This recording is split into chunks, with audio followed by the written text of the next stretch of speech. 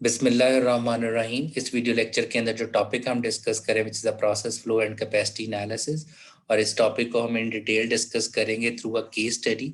जो case study हम लेके चल रहे हैं that is basically a baking bread के पर्सपेक्टिव से केस स्टडी है, और इसकी जो प्रॉब्लम डिस्क्रिप्शन है दैट इज़ एज फॉलोज। सो हम कह रहे हैं कि एक बेकरी है जो कि एक तरह की प्रोडक्ट जो है वो मैन्युफैक्चर कर रही है which is a white bread, और जो वो मैन्युफैक्चरिंग कर रही है वो using two parallel baking lines को इस्तेमाल करते हुए इस ब्रेड को जो है वो मैन्युफैक्चर कर रही है।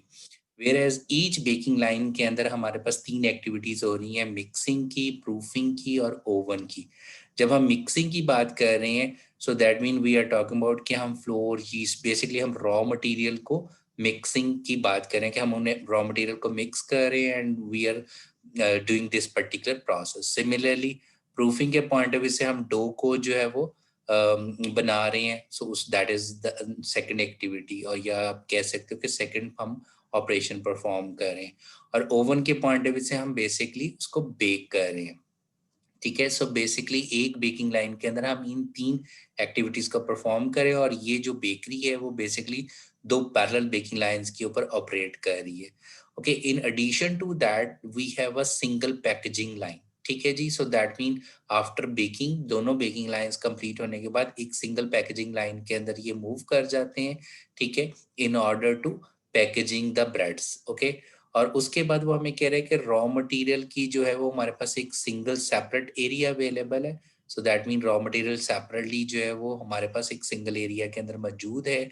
In addition to that after baking is completed हमारे पास वो एक में ये भी कह रहे हैं कि बिफोर द पैकेजिंग आपके पास वो वर्क इन प्रोसेस इन्वेंट्री में रहता है, एंड इन द एंड जब वो पैकेजिंग एक्टिविटी कंप्लीट हो जाती है तो वो एक फिनिश गुड एरिया के अंदर जो है वो चला जाता है। सो दैट मीन हम क्या कर सकते हैं, सबसे पहले हम रॉ मटेरियल को शो करवा सकते हैं which is with respect to the raw material inventory के पॉइंट ऑफ व्यू से, सो जिसको हम रिप्रेजेंट करेंगे with respect to the triangle. ठीक है, so this is a raw material. Okay, और वो हम एक सेपरेट स्टोरेज एरिया में रिप्रेजेंट कर रहे हैं। सो उसके बाद हमारे पास क्या है कि जी 2 बेकिंग लाइंस हैं, सो जिसको हम रिप्रेजेंट कर देंगे this is baking line number 1, this is baking line number 2, और ईच बेकिंग लाइन के अंदर हम 3 एक्टिविटीज कर रहे हैं। One we are doing mixing, okay, another we are doing proofing, and the third thing we are doing is that is baking. Okay, so these are the 3 activities जो कि इस वाली बेकिंग लाइन के ऊपर भी हो रही है, और same is for this baking line, mixing, proofing and baking.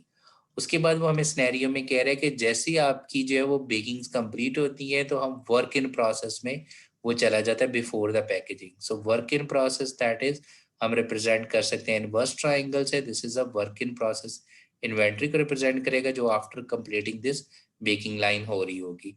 और इसके बाद वो कह रहे हैं कि हम जो एक्टिविटी कर रहे हैं वो पैकेजिंग की एक्टिविटी कर रहे हैं, and then we have a finish goods. Okay, और आफ्टर दैट हम जो है उसको डिस्ट्रीब्यूट कर सकते हैं। So this is a scenario. So सबसे पहले हमने फ्लो बनाना है जो कि रफली मैंने यहाँ पे क्रिएट कर दिया, लेकिन इसको क्लियरली हम दोबारा से बनाने की कोशिश कर दें। And this is a first question जो कि हमने प्रोसेस फ्लो डायग्राम बनानी है। So let's this draw this process flow diagram. So first of all we have a raw material. ठीक है, that is that can be used to in manufacturing the bread. So we have the baking line number 1, we have baking line number 2. So this is baking line number 1 को हम indicate कर रहे हैं, and another is baking line number 2 हमारे पास आ गया। So this is baking line number 2 here we have, similarly we have baking line number 1। Okay, so दोनों के अंदर जो हम एक्टिविटी कर रहे हैं we are doing mixing. Okay, we have mixer activity हो रही है, we are doing proofing. Okay, proof and then bake. जो हम कह रहे हैं कि ओवन के अंदर हम एक्टिविटी कर रहे हैं। सेम इज द केस, हम यहाँ पे भी वही काम कर रहे हैं, mix. Okay, we are doing proof. Okay, this is proofing, and then we are doing bake. This is baking. Okay, एक चीज याद रखिएगा कि यहाँ पे फिलहाल हमारे सिनेरियो के अंदर ये हरगिज नहीं गिवन के मिक्सिंग करने के बाद वो कहीं यहाँ पे वेट कर रही है. So that mean we are assuming there is no work in process inventory between mixing and proofing as well as proofing and baking. So that's way हम अज्यूम करेंगे कि रॉ मटेरियल आया direct goes to mix. So जैसी mixing खत्म हुई फॉरन proofing हमने start कर दी, फॉरन हमने बेकिंग स्टार्ट कर दी. Same is the case in line number 2 हमारे पास आ गया.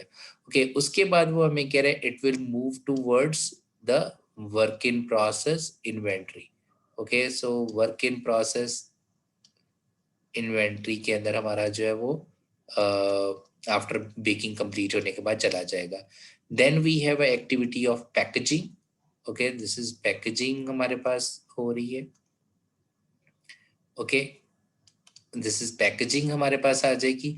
And then after that it moves towards a finish good area. So that mean we have a finish product as a bread की शक्ल में और यहाँ से हम इसको डिस्ट्रीब्यूट कर सकते हैं. So this is the entire process flow diagram जिसके अकॉर्डिंगली ये ब्रेड को मैन्युफैक्चर कर रहे हैं. सो हमें नेक्स्ट क्वेश्चन में वो हमें ये कह रहे हैं कि अब हमें इनको एनालाइज करना है और हमें जो है वो मैक्सिमम थ्योरेटिकल कैपेसिटीज कैलकुलेट करनी है. किसकी? ब्रेड मेकिंग प्रोसेस की. सो उसने हमें इंफॉर्मेशन दिया रिगार्डिंग मिक्सिंग. वो कह रहे हैं कि जो दोनों के दोनों मिक्सर्स हैं they can produce 100 loaves in 3/4 hours. ठीक है. So which mean we can say cycle time of a batch. So that mean right now ये जो बेकरी है वो बैच प्रोडक्शन के अकॉर्डिंगली काम कर रही है जिसमें जो वन बैच है that is equal to 100 loaves के इक्वल है. ओके सो दैट मीन कि एक बैच को हम जो है वो 3/4 आवर्स के अंदर बना सकते हैं. सो हम जैसे साइकिल टाइम की डेफिनेशन क्या होती है जैसे हमने लास्ट लेक्चर के अंदर भी डिस्कस किया था कि साइकिल टाइम क्या that is a time between the completion of 2 successive units. So यहाँ पे हम कहेंगे time between the completion of 2 successive batches. So each batch contains 100 loaves. ठीक है जी. इसी तरीके से प्रूफिंग के अंदर भी वो हमें कह रहे हैं कि 3/4 आवर के अंदर हम एक बैच ऑफ 100 लॉव्स को बना सकते हैं जबकि बेक के अंदर हम 1 घंटे के अंदर 100 लॉव्स बना सकते हैं. अब क्वेश्चन ये है कि हमें कैलकुलेट क्या करना है, हमें कैपेसिटीज निकालनी है बट इन लॉव्स पर आर कैलकुलेट करनी है. सो हमें जो इंफॉर्मेशन गिवन है रिगार्डिंग मिक्सिंग वो गिवन है जी 100 लॉव्स हम बना सकते हैं इन 3/4 आवर्स. ठीक है. प्रूफिंग भी हम 100 लॉव्स बना सकते हैं इन 3/4 आवर्स. ठीक है. जबकि यहाँ पे ये है बेकिंग हम 100 लॉव्स बना सकते हैं इन 1 आवर. सो अगर मुझे कैपेसिटीज कैलकुलेट करनी है पर आवर के लिहाज से so I can calculate 100 loaves multiply by 4/3 hours. ठीक है. सो ये आ जाएगा आपके पास 133.33 लॉव्स पर आवर. राइट. या हम इसको कह सकते हैं अगर हम बैचेस की शक्ल में बनाना चाहें क्योंकि ये फिर वो क्या आ जाएगा 100 लॉव्स की बजाय पर बैच आ जाएगा वन बैच इन 3/4 आवर्स. सो वो आपके पास क्या आएगा 1.33 बैच पर आवर आपके पास आंसर आ जाएगा. सो बहरहाल हमें क्वेश्चन उसने कहा था कि हमें लॉव्स की शक्ल में कैपेसिटीज कैलकुलेट करनी है. ठीक है. So this is 133.33 loaves per hour आ जाएगा. Same is the case for proof 133 loaves per hour आ जाएगा और ये क्या आ जाएगा 100 लॉव्स पर आवर ही रहेगा.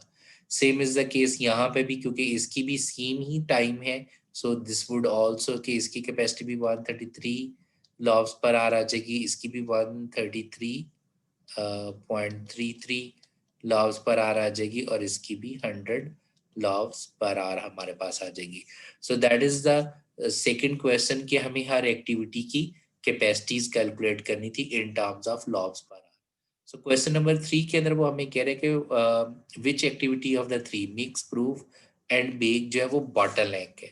सो बॉटलनेक हमारे पास क्या होता है कि जो कि आपके इंटायर प्रोसेस का वीकेस्ट लिंक होता है. सो राइट नो ये हमसे इस वाले बेकिंग लाइन के पॉइंट ऑफ व्यू से पूछ रहे हैं या इस वाली बेकिंग लाइन के पॉइंट ऑफ व्यू से पूछ रहे हैं कि इन 3 एक्टिविटीज से बॉटलनेक कौन सा है. सो ऑब्वियसली जिसकी वीकेस्ट कैपेसिटी होगी मीन जो सबसे कम मैन्युफैक्चर कर रहा है इन अ गिवन टाइम के अंदर.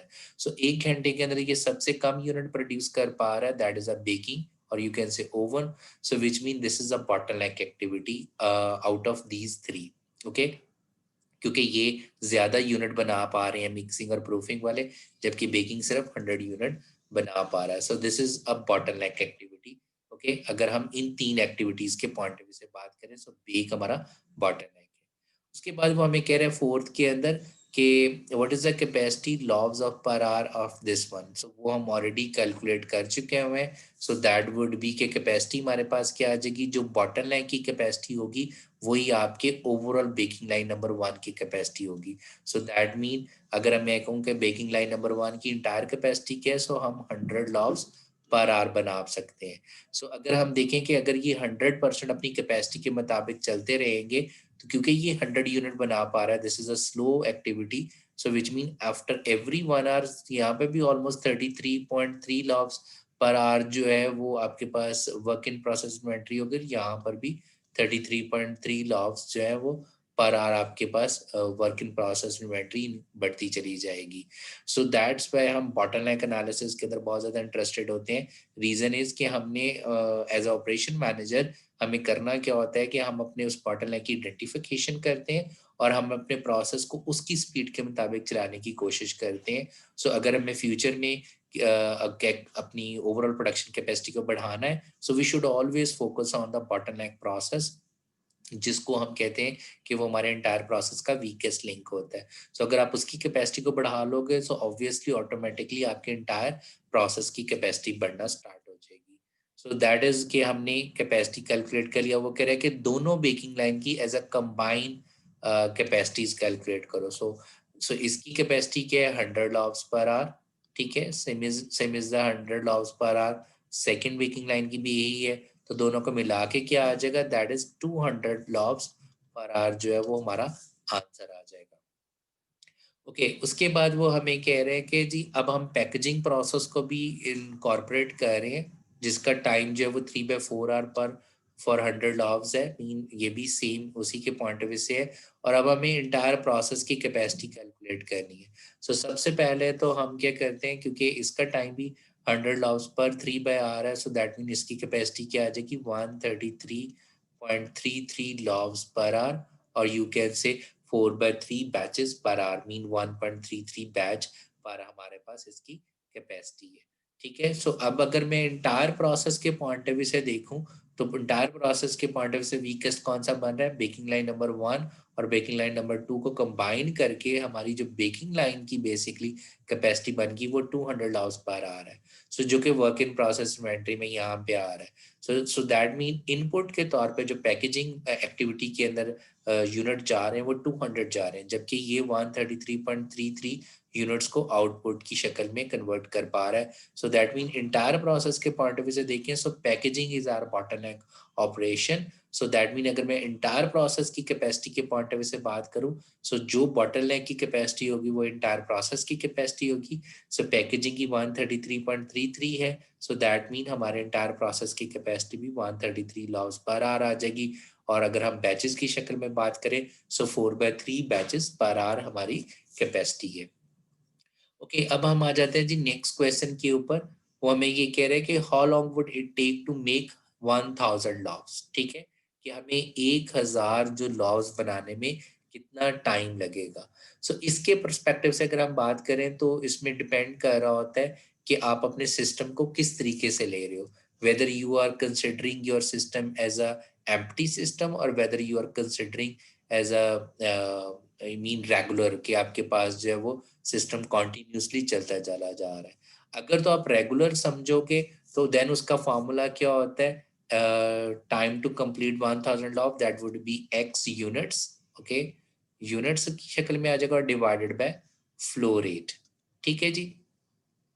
ओके, अब फ्लो रेट हमारे पास क्या होता है, फ्लो रेट बेसिकली डिपेंड कर रहा होता है किसके ऊपर, that is minimum from demand.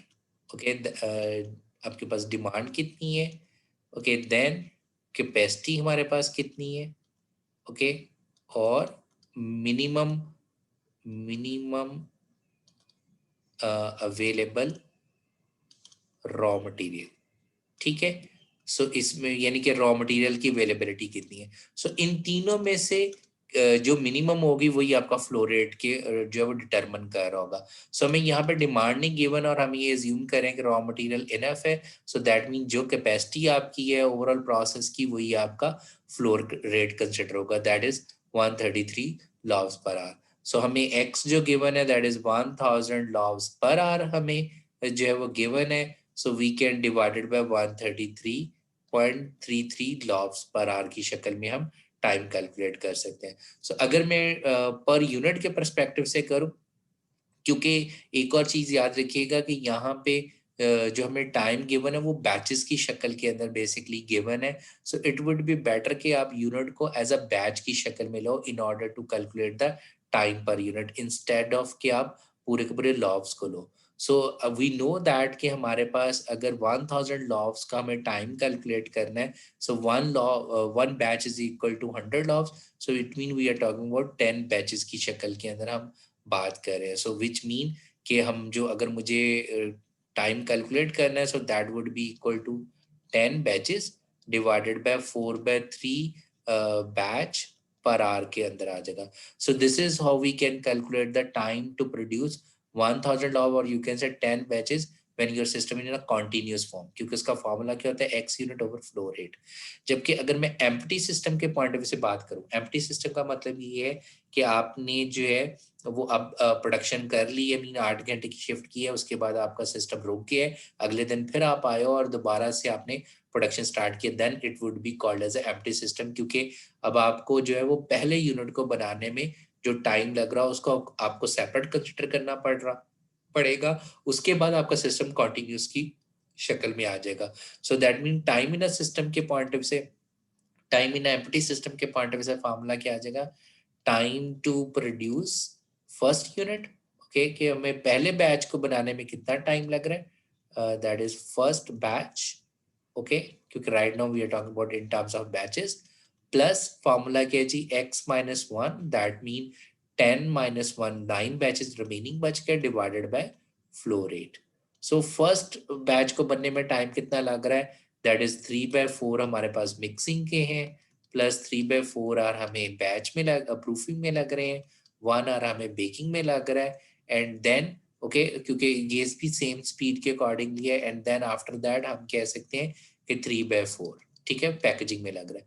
So 3/4 plus 1 plus 3/4 plus 3/4, ठीक है, that is the time to complete first batch, plus अब आ जाएगा 9 डिवाइडेड बाय फ्लो रेट हमने ऑलरेडी निकाला हुआ है विच इज 4/3। सो वहां से हमें पता चल जाएगा कि कितने घंटे हमें लग रहे हैं।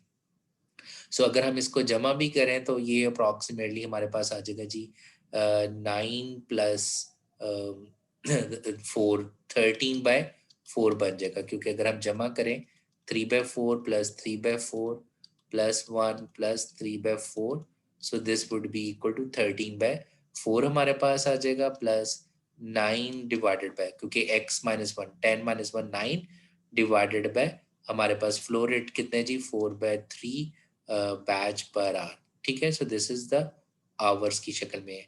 सो अगर हम इसको सॉल्व कर लें, so you will get approximately I believe के 9 और 10 आवर्स हमारे पास अप्रॉक्सीमेटली आंसर इसका आएगा। Okay ji.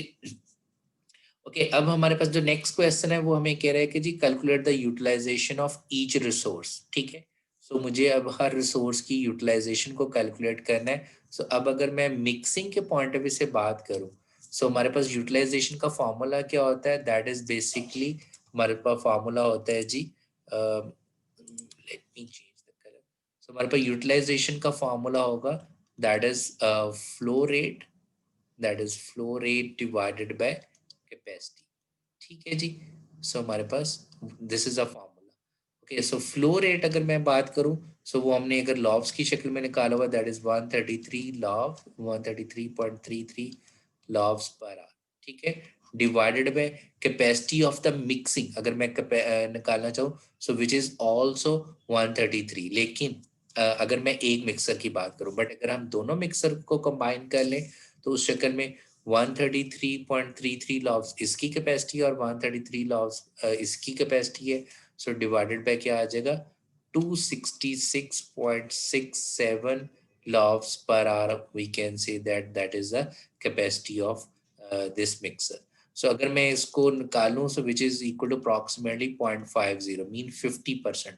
So we can say that कि आपका जो मिक्सचर है वो 50% वर्किंग कंडीशन में रह रहा है और 50% जो है वो आइडल रह रहा है, ठीक है जी। सो आइडल हम कैसे निकाल सकते हैं, 1 माइनस यूटिलाइजेशन करके, क्योंकि ये फ्रैक्शन में, अगर हम परसेंटेज में ले रहे हैं तो ऑब्वियसली फिर 100 में से माइनस कर दोगे।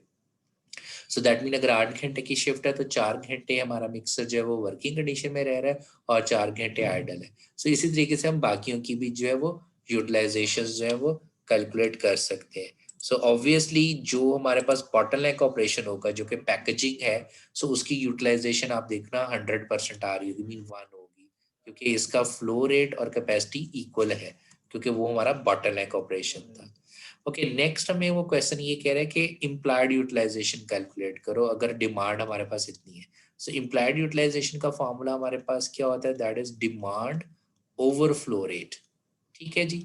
सो डिमांड है 225 लॉफ्स पर आवर, ओके, जबकि हमारे पास फ्लो रेट है that is 133 loaves per hour, okay, क्योंकि 133 कहाँ से फ्लो रेट आया, that is a bottleneck operation which is packaging. So इसका आंसर, अगर आपके पास इम्प्लाइड यूटिलाइजेशन का आंसर मोर देन 1 आ रहा हो, सो दैट इज इंडिकेटिंग कि हमारा जो प्रोसेस है वो उसकी डिमांड को मीट नहीं कर पाएगा। सो पैकेजिंग, अगर हम ओवरऑल प्रोसेस के पॉइंट ऑफ व्यू से बात करें तो हमारा ये प्रोसेस जो है वो इस डिमांड को मीट नहीं कर सकेगा। बट अगर मैं इंडिविजुअल प्रोसेस के पॉइंट ऑफ व्यू से चला जाऊँ, रिसोर्सेज के पॉइंट ऑफ व्यू से चला जाऊँ, तो हमारा जो मिक्सचर है दोनों को मिला के क्योंकि 266 बन रहा है, सो हमारा मिक्सचर जो है क्योंकि उसकी कैपेसिटी जो है दैट इज दिस वन, जो कि उसके फ्लो रेट को भी इंडिकेट कर रही होगी। सो बेसिकली मिक्सचर जो है वो इजीली इस डिमांड को मिक्स कर सकेगा, प्रूफिंग भी इस डिमांड को मीट कर सकेगा, जबकि बेकिंग और पैकेजिंग नहीं कर सकेंगे। सो बेकिंग की क्योंकि जो कैपेसिटी बन रही है दोनों को मिला के वो 200 बन रही है, सो वो हम उस डिमांड को मीट नहीं कर सकेंगे, ठीक है। सो ओवरऑल हमारा प्रोसेस भी इस डिमांड को मीट नहीं कर सकेगा। सो दैट मीन या तो हमें ओवर टाइम इस बेकरी को करना पड़ेगा या हम अपनी कैपेसिटी को बढ़ाने की बात करें।